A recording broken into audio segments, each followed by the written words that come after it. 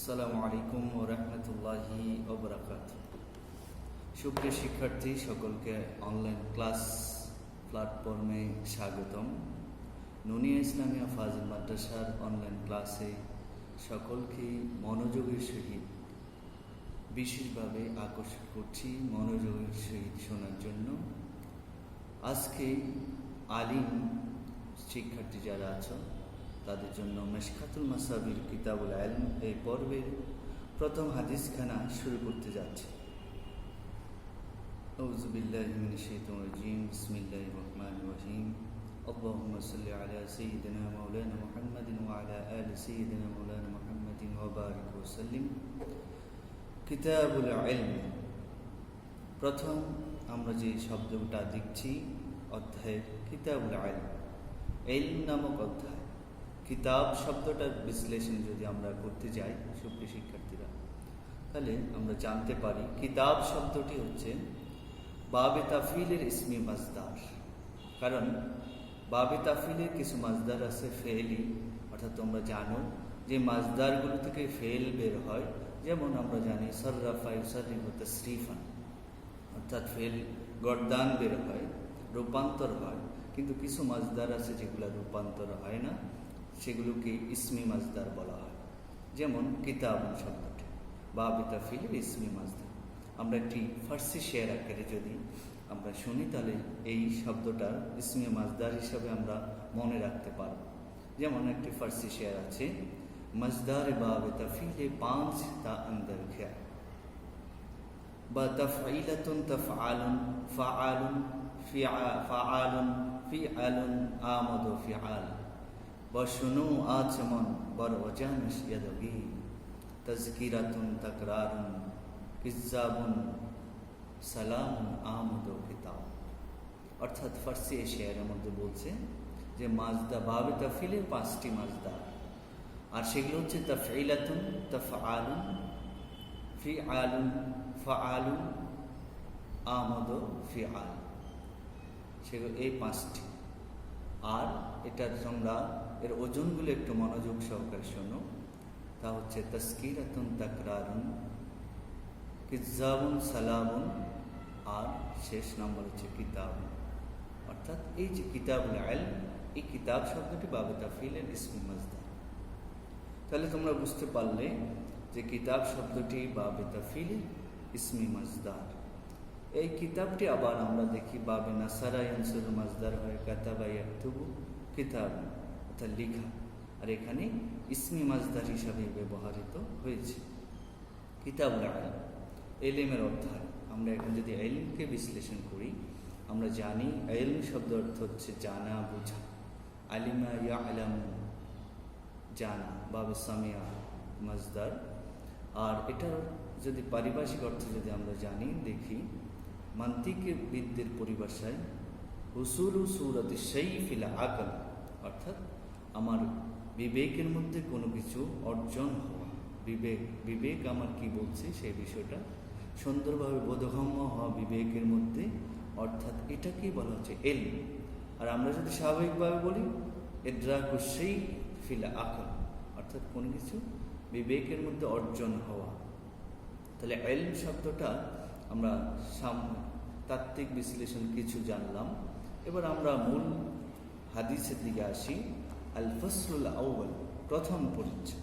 আমরা যদি প্রথম পরিচ্ছেদের দিকে তাকাই, প্রথম পরিচ্ছেদের মধ্যে যে প্রথম হাদিসটা ফসল, সাধারণত একটা অধ্যায়ের মধ্যে কিছু পরিচ্ছেদ থাকে, যেটা আমরা ইংলিশে ইউনিটের মধ্যে কিছু লেসন 1, 2, 3 এভাবেই আরবির মধ্যেও অধ্যায়ের মধ্যে ফসল আছে, লেসন আছে। এক নম্বর লেসন আছে আল ফসলুল আউয়াল আন আব্দুল্লাহ ইবনে উমর আন আব্দুল্লাহ ইবনে আমর قال قال رسول الله صلى الله عليه وسلم بلغوا عني ولو آية وحدثوا عن بني إسرائيل ولا حرج من كذب علي متعمدا فليتبوأ مقعده من النار رواه البخاري।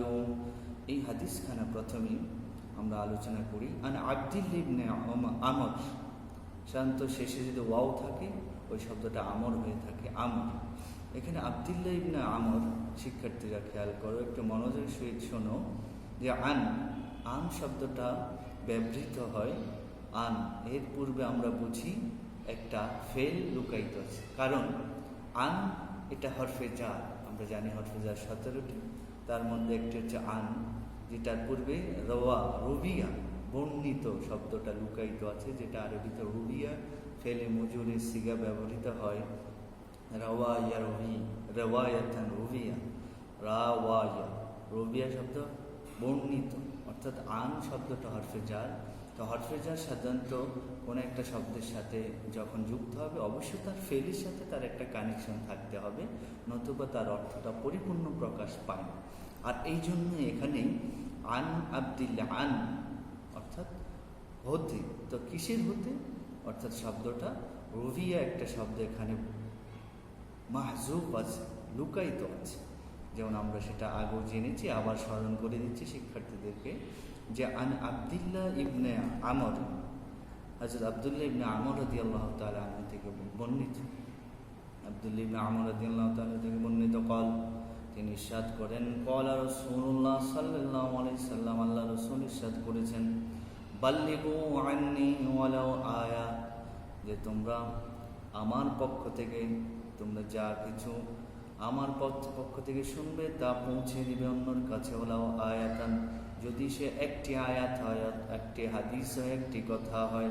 কারণ হাদিসু আন বানি ইসরাইল, আর তোমরা বানি ইসরাইলের সম্পর্কে যত ঘটনা আছে ওই ঘটনাগুলো বর্ণনা করো। ওলা হারাজ, কোনো সমস্যা নেই, এই ঘটনা বর্ণনা করতে কোনো সমস্যা নেই। তবে ওমান গাযাবা আলাইহি মুতাআম্মিদান, তবে একটা সমস্যা হচ্ছে কেউ যদি আমার উপর মিথ্যা, ইচ্ছাকৃতভাবে মিথ্যা আরোপ করে, কোনো একটা হাদিসকে বানিয়ে বলে, যেটাকে আমরা মৌজু বলি উসুলবিদদের পরিভাষায়, তাহলে এই মৌজুয়াত অর্থাৎ মিথ্যা কথা রাসূলুল্লাহ সাল্লাল্লাহু আলাইহি ওয়াসাল্লাম নামে কেউ যদি প্রচার করে, বর্ণনা করে, আল্লাহ রাসূল তার জন্য সতর্ক করে বলছেন, মান কাযাবা আলাইহি মুতাআম্মিদান ফালিয়াতাবাওয়া মাকাদাহু মিনান নার, অবশ্যই তার স্থান, ফালিয়াতাবাওয়া মাকাদাহু মিনান নার, আল্লাহ রাব্বুল আলামিন তার অবস্থান জাহান্নামের মধ্যে রাখবে।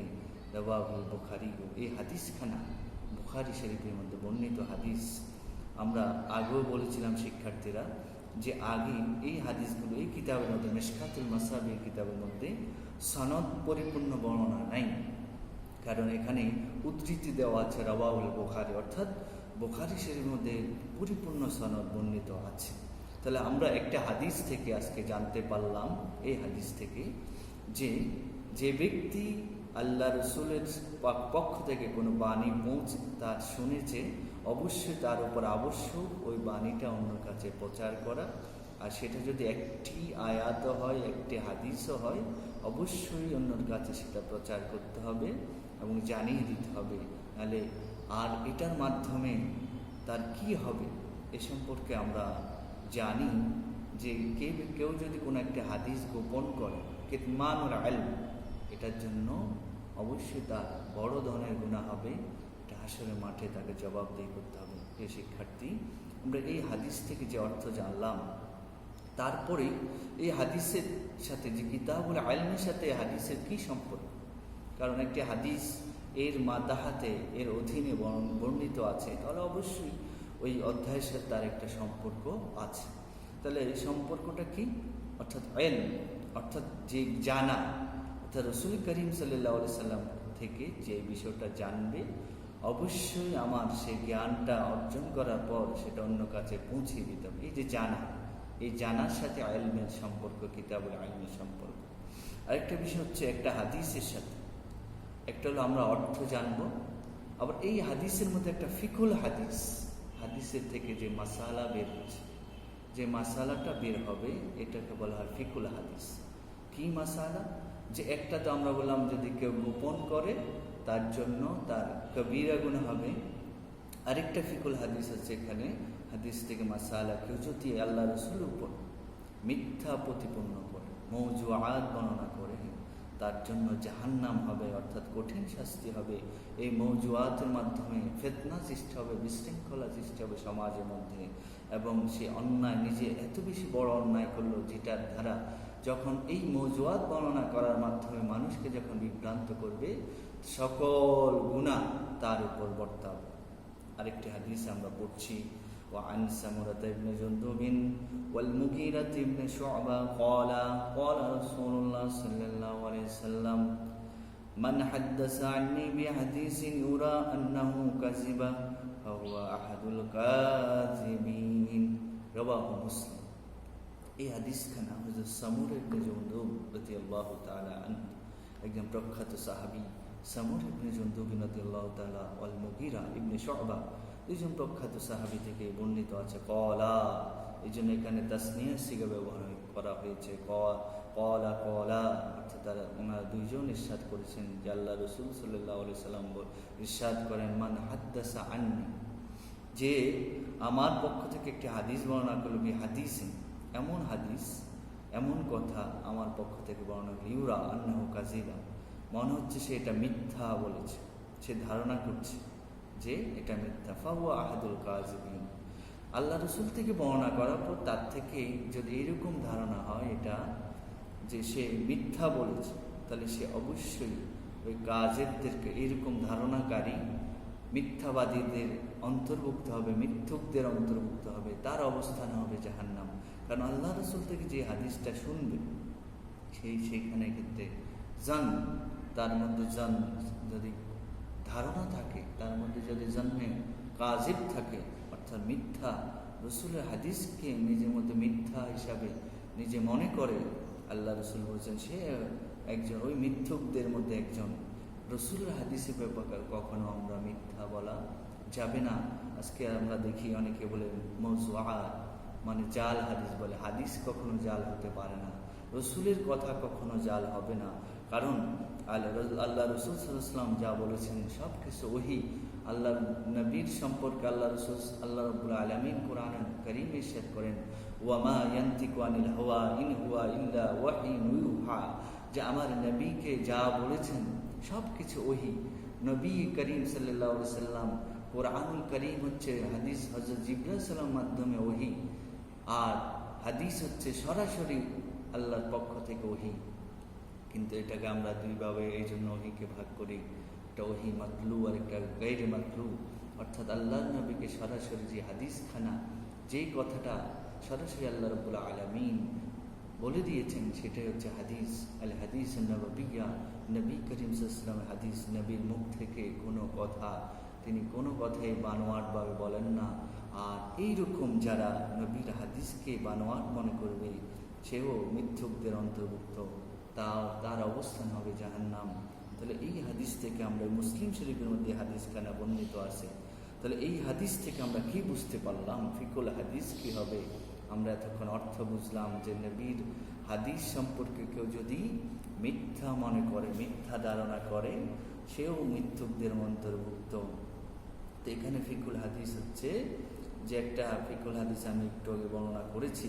আরেকটি হচ্ছে যে রসুল করিম সাল্লাল্লাহু আলাইহি সাল্লামের হাদিসকে যারা নিজের মতো করে বর্ণনা করবে, নিজের মতো করে অন্যর কাছে প্রচার করার মাধ্যমে নিজেকে জাহির করতে চাইবে এবং কোনো ব্যক্তি, কোনো সমাজের অধিপতির নৈকট্য হাসিল করতে চাবে, সেও জাহান্নামী হবে।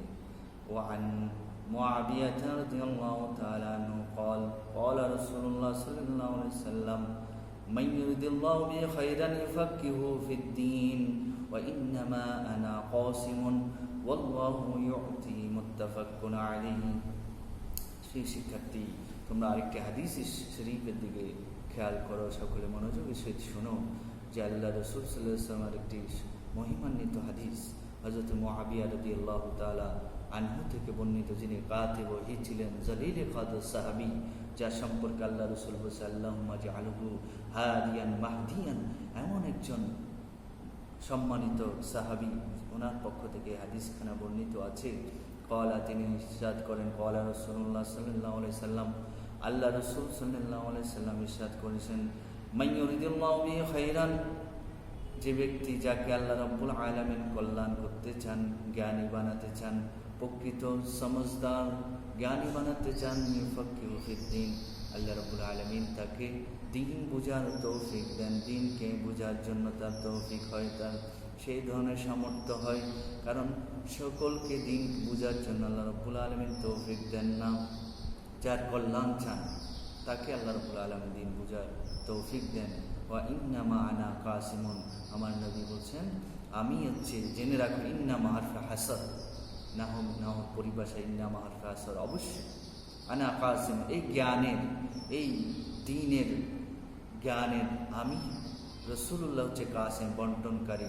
আমি রসুল্লাহ হচ্ছে এই এলেমের বন্টনকারী। আল্লাহু ইয়াতি, আর আল্লাহ রাব্বুল আলামিন সেই দ্বীন, সেই জ্ঞান আমাকে প্রদান করেছেন। আল্লাহ হচ্ছে ওই এলেমের মালিক, আমি রসুল্লাহকে দান করেছেন, আমি সেটা বন্টন করি, যাকে চাই তার মধ্যে আমি বন্টন করি। এই হাদিসে পাকের মর্মার্থ হচ্ছে অনেক বেশি, যে আল্লাহ রসুল সাল্লাল্লাহু আলাইহি সাল্লাম হচ্ছে, এই জন্য তিনি নিজে ইরশাদ করেন, আনা মাদিনাতুল ইলমি ওয়া আলিউল বাব, আমি হচ্ছে জ্ঞানের শহর, আর আলী রাদিয়াল্লাহু হচ্ছে ওই শহরের দরজা। তো আমরা ওইটার দ্বারা বুঝতে পারলাম আল্লাহ রসুল সাল্লাল্লাহু আলাইহি সাল্লামের পক্ষ যেটা ইলমে দ্বীন, কোরআন ও সুন্নাহর দ্বীন, এটা সকলের জন্য নসিব হয় না। যাদেরকে আল্লাহ রাব্বুল আলামিন, যাকে আল্লাহ কল্যাণময়, কল্যাণ করতে চান, যাদের নসিব ভালো হয়, তাদেরকে এই ইলমে দ্বীন হাসিল করার সুযোগ হয়। তাহলে প্রিয় শিক্ষার্থী, তোমরা এই হাদিস থেকে বুঝতে পারো তোমরা যে কোরআন এবং সুন্নাহ জ্ঞান অর্জন করার জন্য মাদ্রাসায় আসো, মাদ্রাসায় লেখাপড়া করো, মাদ্রাসায় কোরআন সুন্নাহ গবেষণা করার জন্য আল্লাহ রাব্বুল আলামিন তোমাকে নির্বাচিত করেছেন। এই জন্য তুমি অনেক বেশি সৌভাগ্যবান। আর এই সৌভাগ্যবানকে কাজে লাগাতে, তুমি আজকে অনলাইনে ক্লাস দেখছো, দেখে নিজে সেটা বুঝো, সময় নষ্ট না করে ইলমে দ্বীন অর্জন করো। ঘরে বসে বসে, এই সময় করোনার এই সময় ঘরে বসে বসে ইলমে দ্বীন অর্জন করো, ইলমে দ্বীনকে ভালোভাবে বুঝো, কোরআন সুন্নাহ ভালোভাবে বুঝো, তাহলে অবশ্যই তুমি সুন্দর জীবন গঠন করতে পারবা। এই হাদিস থেকে যদি আমরা বুঝতে পারি যে আল্লাহ রাসূল সাল্লাল্লাহু আলাইহি ওয়াসাল্লাম ফিকুল হাদিসকে, যে আল্লাহ রাব্বুল আলামিন আমার রসুলকে জ্ঞানের মালিক বানিয়ে দিয়েছেন, আর সেটা তিনি বন্টন করার জন্য রসুলুল্লাহকে সেই সামর্থ্য দিয়েছেন, রসুলুল্লাহকে সেই ক্ষমতা দিয়েছেন। রসুলুল্লাহ সেই দুনিয়ার পৃথিবীবাসীর মাঝে যারা প্রকৃত জ্ঞানী হবে, আল্লাহ রসুল তাদের কাছে, যারা কল্যাণের মালিক হবে, তাদের কাছে সেটা বন্টন করে থাকেন। আল্লাহ রাব্বুল আলামিনের পক্ষ থেকে একটা বিশেষ নিয়ামত রসুলুল্লাহর কাছে। আল্লাহ রসুল সেটাকে হক্কানি রব্বানি আলেম যারা হয় তাদের কাছে বর্ণনা করেন, বর্ণিত ওই ইলমে দ্বীন আসে। আর যে ইলমে দ্বীন আল্লাহর পক্ষ থেকে আসবে রসুলুল্লাহর মাধ্যমে, অবশ্যই সে প্রকৃত জ্ঞানী হবে। তো প্রিয় শিক্ষার্থী, তোমরা বুঝতে পারলাম এই হাদিস থেকে ইলমে দ্বীনের গুরুত্ব কত বেশি। অবশ্যই আমাদেরকে ইলমে দ্বীন সম্পর্কে আরও ভালোভাবে জানতে হবে, আরও ভালোভাবে তোমাদেরকে শিখতে হবে, জ্ঞানের ইলমে দ্বীনের প্রতি তোমাদের মনোযোগী হতে হবে। আর এই আশা এবং প্রত্যাশা করেই আজকে আমাদের ক্লাস শেষ করছি। সকলেই ভালো থাকবে, সুস্থ থাকবে।